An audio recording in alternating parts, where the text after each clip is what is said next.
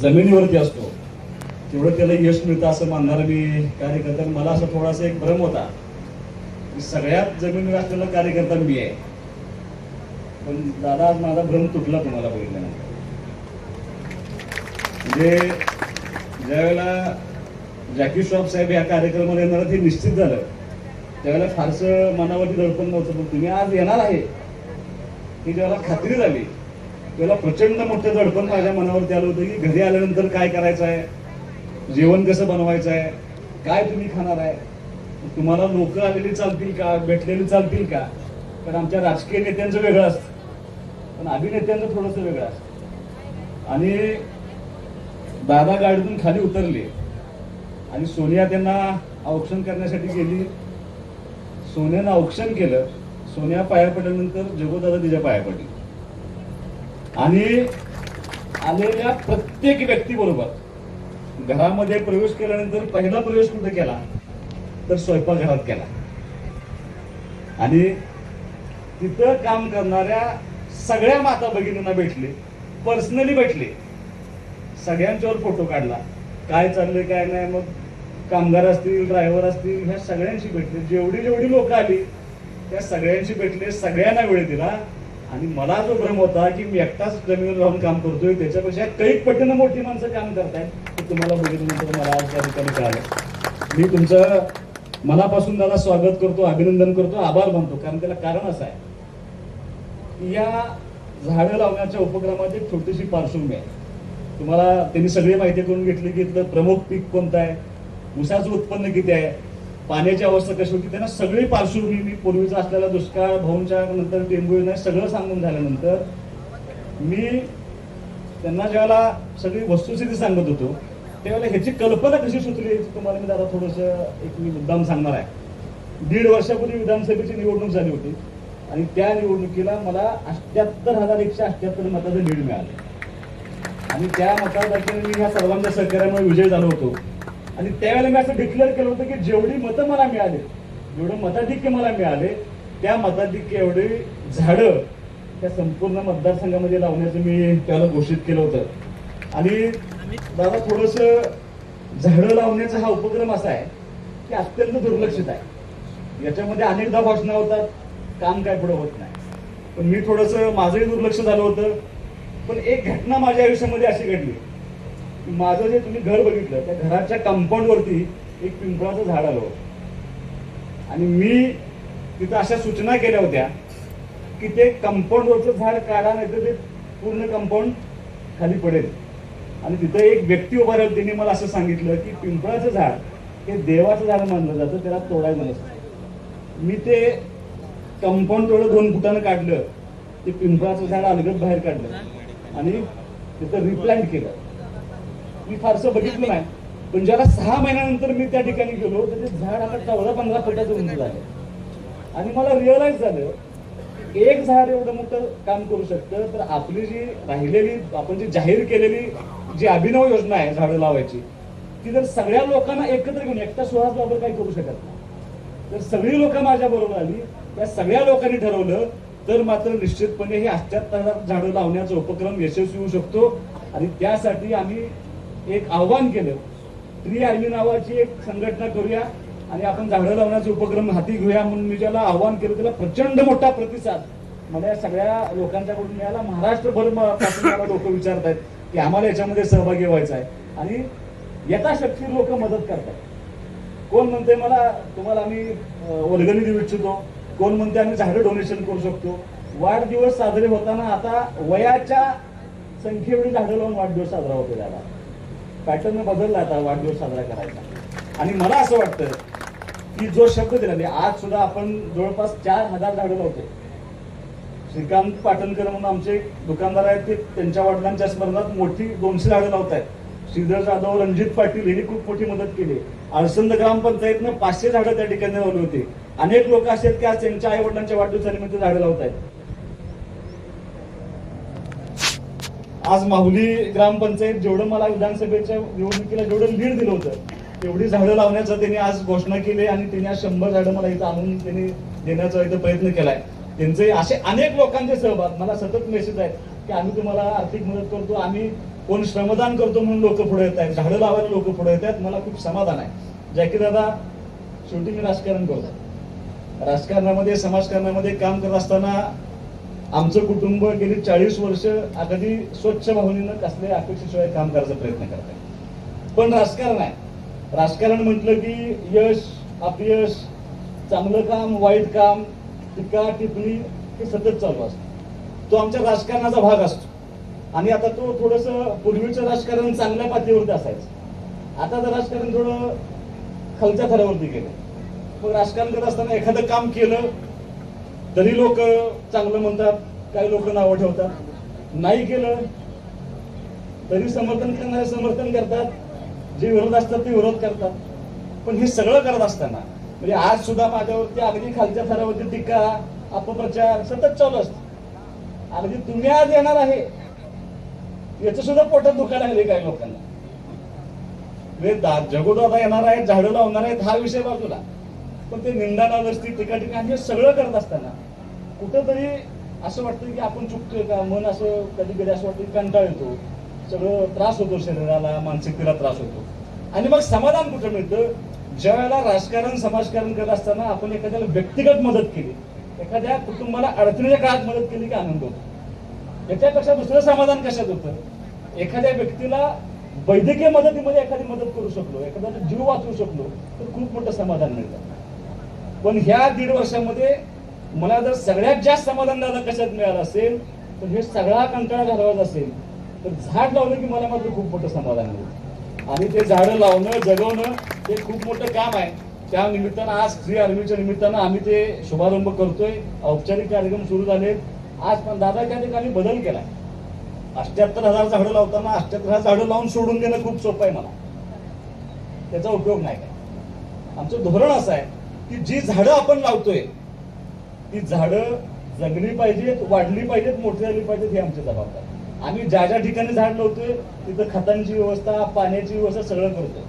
तुम्ही आमचा कार्यक्रम हा आमच्या व्यक्तिगत होणार, पण तुम्ही ज्यावेळेला येणार असं कळलं त्यावेळेला आम्ही झाडं लावत असताना पूर्ण ड्रीपची व्यवस्था केली. 2 रात्रीमध्ये त्या सगळ्या ड्रीपची व्यवस्था करून त्याचं पाणी आधी सुरू केलं आणि मग आपण 4,000 झाडं या ठिकाणी लावतोय. तुम्हाला माझा शब्द आहे, जाणवेल लोकांना की आज किती टीका टिप्पणी झाली तरी काम करणारं कुटुंब म्हणून आम्हीच कुटुंब ह्या पूर्ण मतदारसंघामध्ये प्रामाणिकपणे काम करतोय. काय टीका टिप्पणीनं माझा तोल ढाळत नाही, मी अस्वस्थ होत नाही. माझं शांतपणे काम चालू असतं आणि शांतपणेच काम करणारा मी कार्यकर्ता आहे. त्यामुळं झाडं लावायचं तेवढा फक्त दंगा केला ते पण तुम्ही येणार आहे म्हणून, नाही तर झाडं लावायचं माझा शांततेत कार्यक्रम चालू. आज सगळ्या व्यासपीठाच्या मंडळींना समोर बसलेल्या सगळ्यांना माहिती आणि जे लोक ह्याच्यामध्ये इन्व्हॉल्व्ह होणार आहेत, मुळात हा कुठेही राजकीय कार्यक्रम नाही. मी ज्यावेळेला बोर्ड तयार केले त्यावेळेस माझं आणि सगळ्यांचं भांडण झालं की माझं नाव टाकूच नका. ट्री आर्मी सुहास बाबरची नाहीये, ट्री आर्मी कुठल्या पार्टीची नाहीये. ज्याला ज्याला याच्यामध्ये यायचं आहे, ज्याला ज्याला असं वाटतंय की आपल्या आता कदाचित ह्या झाडांचा उपयोग मला होईल की नाही माहित नाही, पण माझ्या पुढच्या पिढीसाठी तो झाला पाहिजे आणि ते होण्याच्या दृष्टीनं आम्ही अत्यंत प्रामाणिकपणे प्रयत्न करतोय. त्यामुळे ज्यांना ज्यांना सहभागी व्हायचा आहे कसल्याही पार्टीशिवाय कसल्या अपेक्षेशिवाय त्या सगळ्यांनी याच्यामध्ये सहभागी व्हावं. खूप मोठी मोहीम याच्या माध्यमातून व्हावी आणि ह्या 78 झाडांच्या पर्यंत न थांबता आपण याच्याही पुढे जावं अशी विनंती मी तुम्हाला निमित्तानं करणार आहे. औपचारिक उद्घाटन आज ट्री आर्मीचं झालंय. पावसाचा अंदाज घेऊन थोडं यावेळेला अनेक अंदाज असे आहेत की पाऊस कमी आहे, त्यामुळे आम्ही 10,000 झाडं लावायची होती ते आम्ही 4,000 वरती पाण्याच्या उपलब्धतेप्रमाणे केली. जर चांगला पाऊस झाला तर याच वर्षी मॅक्सिमम झाडं लावू, अन्यथा जसे जसे पाऊस होतील पुढच्या वर्षी ते आपण 78,000 झाडं या 2-2.5 वर्षामध्ये लावून पूर्ण करू. 78,000 झाडं लावल्यानंतर थांबलो असं नाही, तरी मोहीम हयात चालू राहील. त्यासाठी आपण निश्चितपणे प्रयत्न करणार आहे. तुम्ही आल्यामुळे एक बळ मला मात्र मिळाले. काय आलं, मर्यादित क्षेत्रामध्ये आमचं काम चालू होतं, तुम्ही आला आणि हे महाराष्ट्रभर देशभर ही अभियान जाईल. आणि कारण तुमच्यासारखा स्वाभिमानी माणूस दादा, मी तुमची परवानगी घेऊन सांगतो, कारण एखादा अभिनेता किंवा एखादा हिरो हिरोईन आले तर त्याच्या पाठीमागे काहीतरी कमर्शियल व्ह्यू असतो, बरोबर ना. म्हणजे एखाद्याच्या कार्यक्रमाला लागणार जायचं म्हणजे कुणाला तरी द्यावं लागतं काहीतरी. मी जगूदादांना 2च गोष्टी दिल्या आणि त्या 2 गोष्टीवरती म्हणजे त्याची अपेक्षा नव्हती. एक ही बैलगाडी आणि दुसरी बाजरीची भाकरी. त्यांचं वय 70 आहे. आता 60 आणि 50 वर्षाच्या आता बापू 70 बघितल्यानंतर व्यायाम करायला पाहिजे असं वाटायला लागले. 70व्या वर्षी त्यांची जी तब्येत आहे, त्यांचं खाणं आहे, त्यांनी आल्याला सांगितलं की मला खूप भूक लागली. चालत आले आपल्या मॉडर्न एज्युकेशन पासून, सगळ्या स्टाफला भेटले, सगळ्या महिलांना भेटले, रस्त्यावर येणाऱ्या सगळ्यांना भेटले आणि म्हणजे मला भूक लागली, मला नाश्ता करायला. आता मला असा दबाव आला की आता नाश्ता काय करणार. माझ्या डोक्यात ते सँडविच आता कोण करायचं म्हणजे. आणि मग त्यांनी असं सांगितलं, बाजरीची भाकरी, तूप आणि मीठ. हे आमचं लहानपण मला आठवलं. आणि दादाने अशी भाकरी घेतली, भरपूर तूप होतं त्याच्यावर आणि सगळं असं मीठ टाकलं त्याच्यावरती, रोल केला आणि त्यांनी ते नाश्ता केला. चेअरमन साहेब राहिलेलं तूप त्यांनी हाताला लावलं आणि तोंडावर लावलं आणि त्यांनी मला सांगितलं की माझ्या तब्येतीचं रहस्य हेच आहे, नॉनव्हेज खात. त्यांनी आता पिठलं आणि भाकरी जेवणाला मला करायला सांगितलं. एवढा साधा माणूस मी माझ्या आयुष्यात बघितलेला नाही. आणि मला असं वाटतं एका चांगल्या कार्यक्रमाला याच्यापेक्षा चांगला पाहुणा दुसरा मिळू शकला नसता. मी गगनभाई तुमचं मनापासून आभार मानेन. तुम्ही अत्यंत चांगली व्यक्ती माझ्या कार्यक्रमाला तुम्ही आणि सचिन काकाने दिली. ताई तुमचंही मनापासून मी स्वागत अभिनंदन करतो. खूप ऊन आहे त्यामुळं फार वेळ आता बोलणार नाही, पण आमच्या सगळे पंचायत समितीचे सदस्य, सभापती, जिल्हा परिषद सदस्य, नगर परिषदेचे आमचे नगराध्यक्ष मॅडम, सगळे नगरसेवक, DYSP साहेब या ठिकाणी उपस्थित आहेत, प्रांत साहेब उपस्थित आहेत, तहसीलदार साहेब आहेत, BDO साहेब आहेत. तुम्हाला सर्वांना विनंती आहे की ते गेल्यानंतर जर कुणाला झाड लावायची इच्छा असेल तर श्रमदान केलं तरी काका काही हरकत नाही. पण त्यांनी मला 2 झाडं अशी आणायला सांगितली आणि ते म्हणजे मी स्वतः ते झाड लावणार आहे. तुम्ही सांगताय का मी सांगा? नाही तुम्ही सांगा. नाही तुम्ही सांगा, मग तुम्हाला ते बोलण्याला खूप बरं पडेल. त्यांनी मला विशेष विनंती केली आणि त्यांनी सांगितले की मी ते झाड लावणार आहे. ते त्यांच्या मदतीने सांगतील. अत्यंत चांगलं काम त्यांचं ह्या झाडं लावण्यासाठी ते उद्युक्त करतात, लोकांना प्रोत्साहन देतात. त्यांच्या गळ्यामध्ये जे झाड आहे ते ओरिजिनल आहे, प्लॅस्टिकचं झाड नाही. ते प्लॅस्टिकच्या बाटलीतलं पाणी पित नाहीत, प्लॅस्टिक घरात ठेवलेलं आवडत नाही. इतकं ते चांगलं त्या ठिकाणी काम करतात. त्यामुळे आता राहिलेलं मनोबत ते निश्चितपणे त्यांच्या पद्धतीने व्यक्त करतील. तुमच्या सर्वांच्या मनापासून मी या ठिकाणी स्वागत करून एक आमची अशी इच्छा आहे की काही 2 दिवसापूर्वी माझा एक भाऊ बालाजी बाबर अपघातामध्ये त्याचं निधन झालं होतं. एक त्याच्या आठवणीमध्ये आम्ही झाड या ठिकाणी बालाजीच्या आठवणीमध्ये लावतोय. ते जोपासणं करण्याची जबाबदारी आमची राहील. मी जगूदादांचं, त्यांच्या सगळ्या टीमचं, गगनबाईंचं मनापासून ठिकाणी स्वागत करतो. तुमच्या सर्वांचं स्वागत करतो. बाबू बसा. नमस्कार, राम राम. जास्त बोलायला येत नाही, मी कामगार आहे. मी काम खूप करते और बात करने को नहीं आते. स्टेज पे उपस्थित सभी बड़ों को बहुत बहुत प्यार. आप बहुत अच्छा बोलते हैं और उतना करते भी है, खाली बोलते भी है. इसमें भी फरक आहे, बोलणं और हे करणं. मला खूपच आवडलं जे तुम्ही मला इतका काय म्हणते त्याला वरती आणलं, या स्टेजवर आलं आणि मला हे मस्त प्रेझेंट दिलं. जय जवान जय किसान. उसके बिना एक दूसरे के बिना वो दोनों इतना ताकत है हिंदुस्तान का. तो मेरे को उसका किसान का ये दिया, मेरा दिल बहुत अच्छा लगा. धन्यवाद तुम्ही मला हे दिलं. आणि तुझं भाकरी मस्त होता घरी, आई शपथ मस्त होता. किती दाबवलं मला माहीत नाही, काउंट नाही केलं, पण हे बघितलं की तू विकत टाकले. आणि काय बोलायचं नाही. बेसिकली वीडियो लोग, भावा लोग, मेरे भावा, भानगडी नको, बाहेर पण नाही, घरी पण नको. फूल फेकायचं आणि फूल घ्यायचं. दगड टाकला की दगड येतोय. तो शांत राहायचं आणि एकमेकांना हेल्प करायचं. किसका पैर काट के आपण लंबा तो नहीं हो सकते, है की नाही. और किसी के घर में शेजारी जास्त बघायचं नाही. शेजारी बघितलं की आमचं वाट. बहुत लफड़े आजूबाजू. पहिला आपण दातून करतात ना, सकाळी दातून करताना अपना आईना होता है ना, आईने में अपनी आँख को देखने का और आँख को देखने का आणि बोलणे वाली ही मी आहे म्हणजे ही मी आहे. तुम्ही का बोलतोय शेजारी का बघतायत? आत बघ ना, देव आत आहे, बाहेर काय बघायचं? घरी बघ, आई बाबाला धर, त्यांचा उनकी आंख में दे, त्यांचं डोळे बघायचं. 3 सेकंड 30 सेकंड मोबाइल इतना है, सबके हाथ में मोबाइल. रात्रि में गाँव में जाता है तो सबका मुंह सफेद हो जाता है, म्हणजे light light light light light.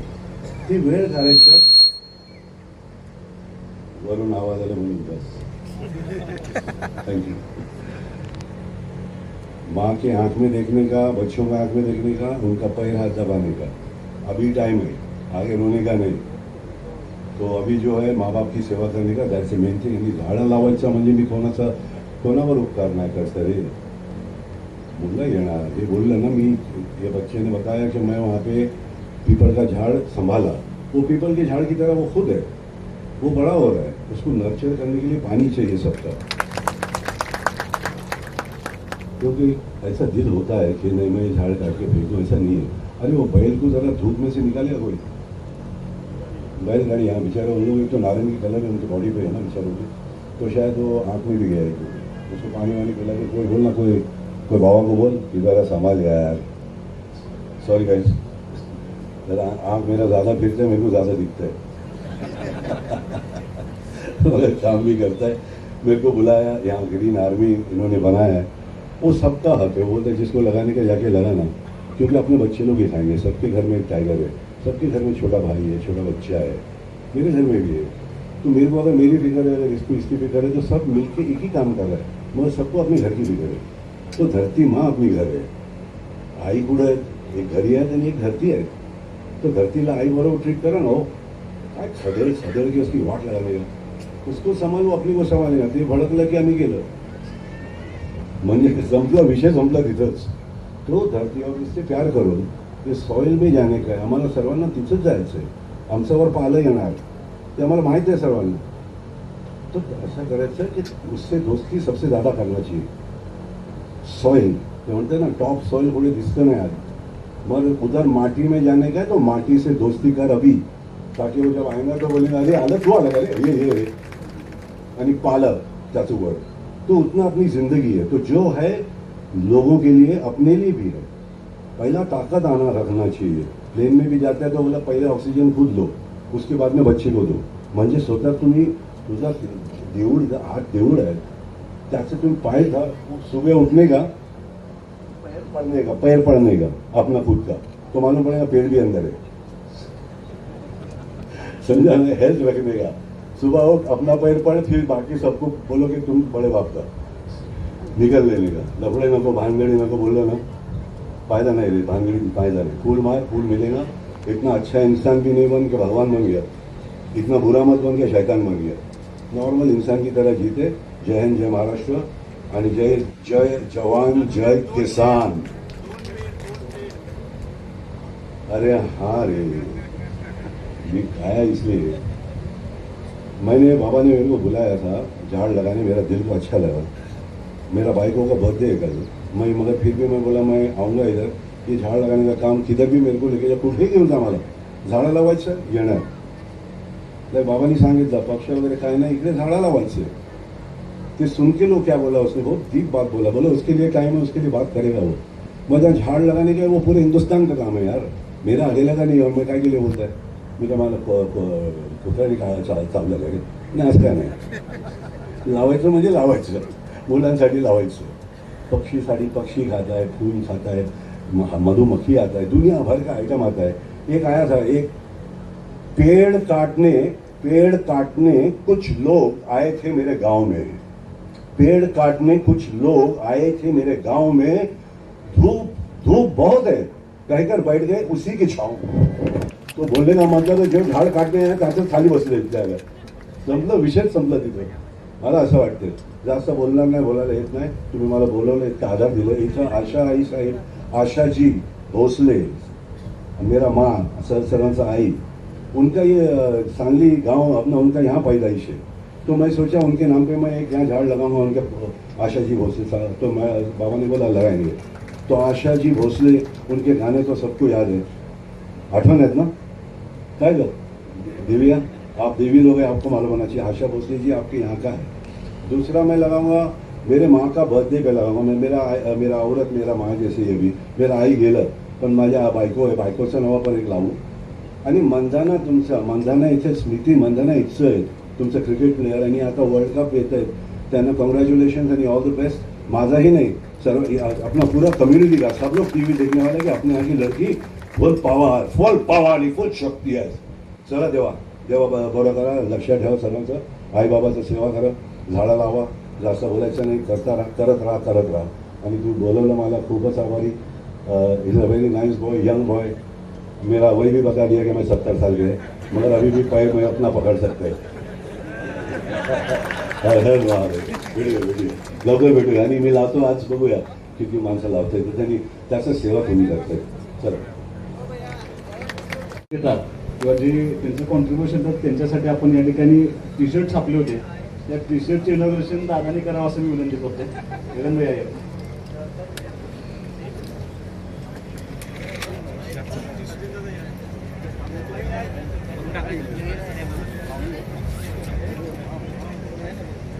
प्रिय आर्मी जर्सीचं इनॉग्रेशन या ठिकाणी होत आहे.